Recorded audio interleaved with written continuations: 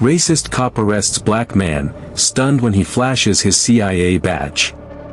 Before we dive in, kindly hit the subscribe button and let us know where you are watching from in the comments. The rain had just started to fall when Christopher Smith pulled his car to the side of the road, the windshield wipers scraping like nervous thoughts he couldn't quiet.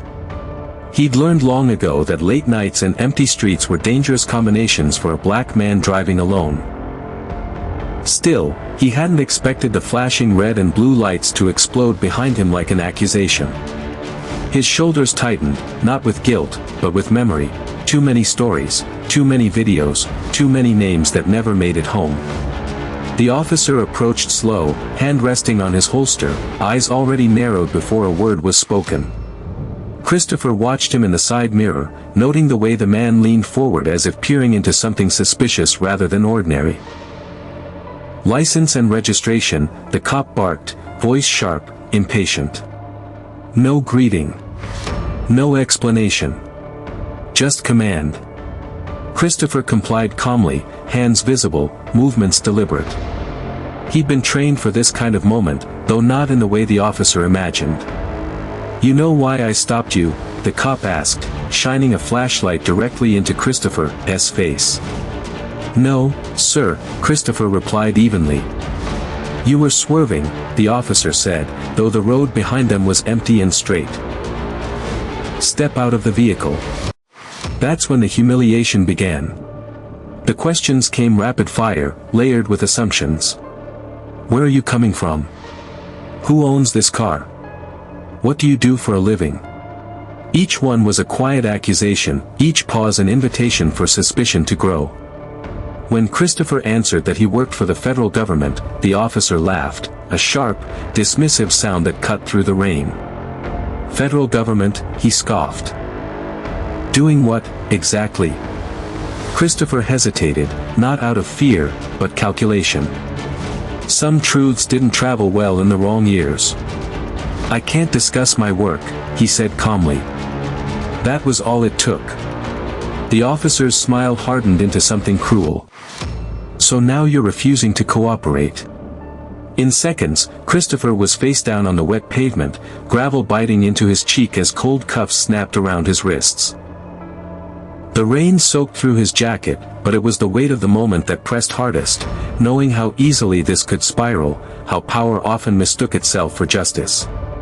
The officer stood over him, radio crackling as backup was called in, his voice loud enough to be heard, painting Christopher as a threat, a suspect, a problem that needed controlling. What the officer didn't know, what he never thought to consider, was that Christopher had spent the last 12 years operating in shadows deeper than this roadside stop. He wasn't just another black man caught in the machinery of prejudice. He was an intelligence analyst with the CIA, handpicked for missions that required silence, discipline, and an understanding of power dynamics far more dangerous than a badge and a gun. As backup arrived, the scene grew louder, more theatrical. One officer joked about another one who thought he was special. Another rifled through Christopher's car, tossing papers aside like they were trash. Christopher stayed quiet, eyes open, breathing steady. He'd learned patience in rooms where impatience got people killed. At the station, the tone didn't change. Fingerprints were taken. A mugshot snapped. Charges were floated casually, like suggestions on a menu. Resisting. Obstruction. Failure to comply. Each one landed with the confidence of someone who had never been questioned themselves. Christopher sat in the holding room, wrists still cuffed, rainwater dripping onto the floor, waiting. When the desk sergeant finally came to process him, Christopher spoke softly. "I need to make a call." The sergeant rolled his eyes. "Join the club." "I'm entitled to one," Christopher said. The sergeant sighed and slid the phone across the desk. Christopher dialed a number he'd memorized years ago, one he'd never hoped to use like this. It rang once. Twice. Then a voice answered, calm, controlled, alert. Christopher gave only his name and badge number. Nothing else was needed. The line went silent for half a second longer than usual. Then the voice said, "Sit tight." Within 30 minutes, the air in the station changed. Doors opened and closed more urgently. Whispers replaced laughter. The arresting officer was called into an office and didn't come back out smiling. A black Mercedes pulled up outside, its presence heavy, unmistakable. Two men in dark suits walked in, eyes scanning everything without missing a thing. They didn't raise their voices. They didn't need to. One of them approached Christopher, unlocked the cuffs himself, and handed him a leather badge holder. "Sir," he said respectfully, "are you all right?" Christopher stood slowly, rubbing his wrists. "I will be." The room went silent as Christopher opened the badge holder and held it up. Gold seal. Agency crest. Credentials that didn't ask for permission or belief. The arresting officer's face drained of color as understanding hit him like a delayed impact. The man he dragged through the rain, mocked, and dismissed wasn't powerless. He was protected by forces the officer had only seen in movies. The police chief arrived moments later, breathless, apologetic, suddenly eager to explain misunderstandings and protocols. Christopher listened without responding. He'd heard enough. Justice, he knew, wasn't always loud. Sometimes it was watching arrogance collapse under the weight of truth. Before leaving, Christopher turned back to the officer who had arrested him. Their eyes met. No anger. No threat. Just a quiet, devastating clarity. "You treated me the way you did," Christopher said calmly, "because you thought I couldn't do anything about it." The officer said nothing. Christopher walked out into the night, the rain finally easing, the city humming like it always did, unaware of how close it had come to swallowing another story whole. As the Mercedes door closed behind him, one of the men in the suit spoke quietly. "This incident," he said, "has raised concerns higher up." Christopher looked out the window, jaw set. He knew what that meant. Investigations. Careers unraveling. Systems exposed. But he also knew this wasn't over. Because the officer who arrested him wasn't the worst one out there. He was just the one who got caught. And as the Mercedes disappeared into traffic, Christopher's phone buzzed with a new message. Classified, urgent, and chilling in its simplicity. "We need you. They're watching now." The message replayed in Christopher Smith's mind long after the Mercedes dropped him off at a secure location miles from the precinct. "They're watching now." For words that carried more weight than any insult hurled at him that night.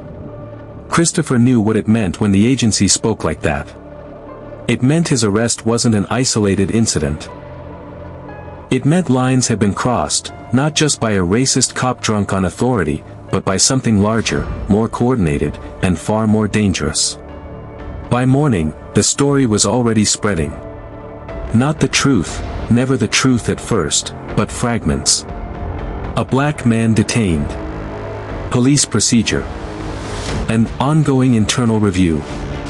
The arresting officer, Officer Daniel Crow, was placed on administrative leave, his badge temporarily stripped, his confidence publicly shaken.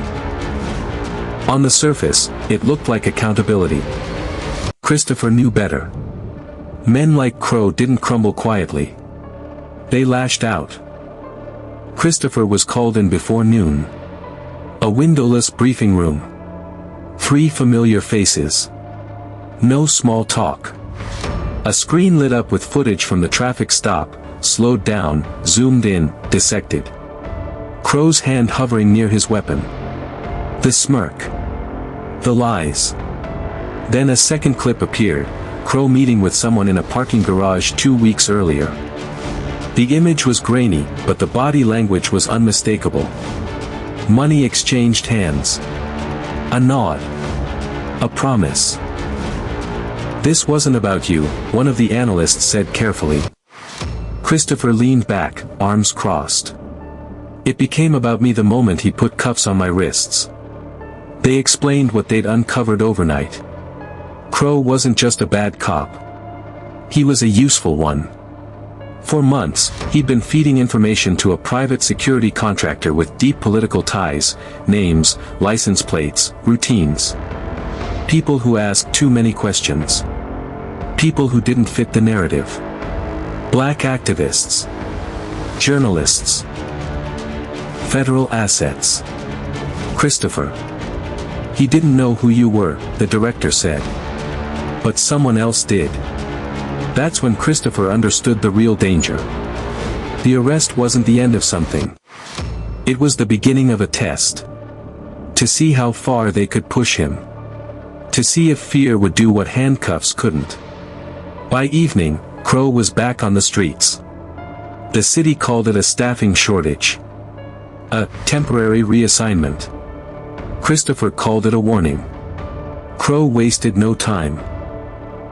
That night, he showed up where Christopher didn't expect him, outside the small apartment where Christopher's mother lived. He didn't knock. He didn't need to.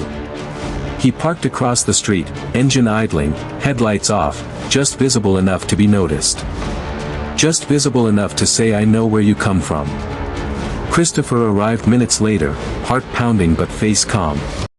He stepped out of his car and stood between Crow and the building. For a long moment, neither man spoke. The streetlight flickered, casting shadows that made Crow look taller, more menacing, until Christopher took a step forward and the illusion shattered. "You should be careful," Crow finally said, voice low, venomous. "Bad things happen when people play games above their pay grade." Christopher met his gaze. "You already played yours." Crow smiled, but it didn't reach his eyes. "You think that badge makes you untouchable?" "No," Christopher said. "I think it makes you nervous." The smile faded.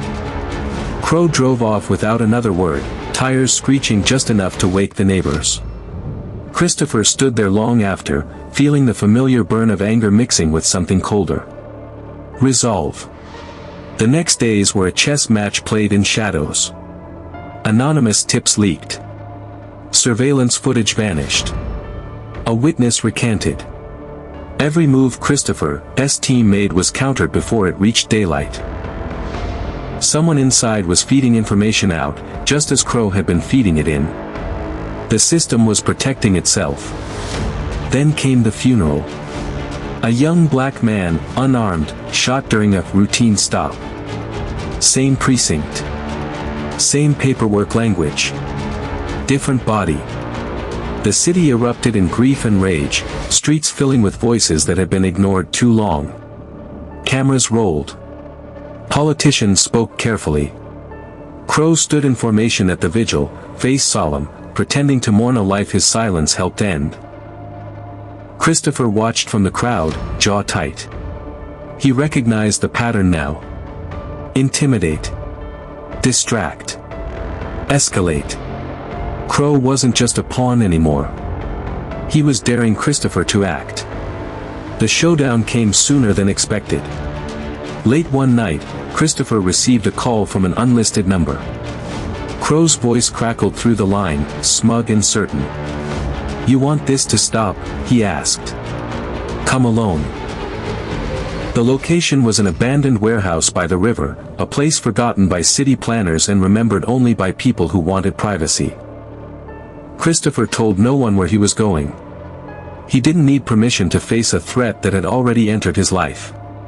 Inside the warehouse, Crow waited, gun visible, confidence returned. "You should have stayed quiet," he said. Christopher stepped into the light. "You should have treated me like a human being." Crow laughed. "Justice isn't blind. It's loyal." That's when the doors slammed shut. Lights flooded the space. Sirens wailed. Agents poured in from every angle, weapons trained, cameras rolling. Crow spun, confusion flashing into panic as realization hit him. He hadn't lured Christopher into a trap. He'd walked straight into one. "You set me up," Crow hissed. Christopher shook his head slowly. "You set yourself up the moment you thought your power was permanent." Crow was disarmed, cuffed, his world collapsing in seconds. charges were red, federal ones. Conspiracy. Civil rights violations. Obstruction. His badge lay on the concrete, meaningless now. As Crow was dragged away, he laughed, a broken, desperate sound. "You think this ends with me?" he shouted. "You have no idea how deep this goes." Christopher didn't respond. He didn't need to. Later, alone again, Christopher received another message. New intel. New names. New threats. The network was bigger than they'd feared. Crow had been loud. The others were quiet.